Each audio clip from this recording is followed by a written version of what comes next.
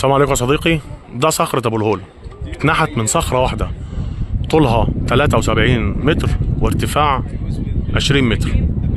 انا بقى اتحدى واحد انه يجيب لي صخرة زي دي وينحتها زي كده، وما تقوليش ازميل وما تقوليش شاكوش وما تقوليش الكلام ده.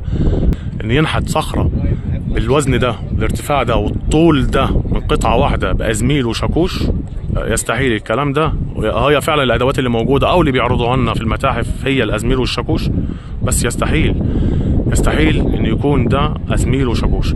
يعني عايز اقول لك خد كام سنه وهو بيقول الاسره الرابعه كلها كام سنه على بعضها، وهو خد كام سنه بس عشان ينحت ابو الهول. ده حاجه من ضمن الحاجات اللي انا معتقد بيها او مقتنع بيها في الحضاره المصريه القديمه. هو مصر قديم، هو مصر قديم. القدماء المصريين هم اللي عملوا كده، والقدماء المصريين هم اللي عملوا كده. كان عندنا علم ومعرفه بالحضارات والحجاره وبالتاريخ وبالعلوم وبكل شيء، بس للأسف ما يقال عن استخدام الأدوات اللي هي زي الرافعة، رغم إنها ما كانتش لسه، بس خلينا نقول كانت موجودة.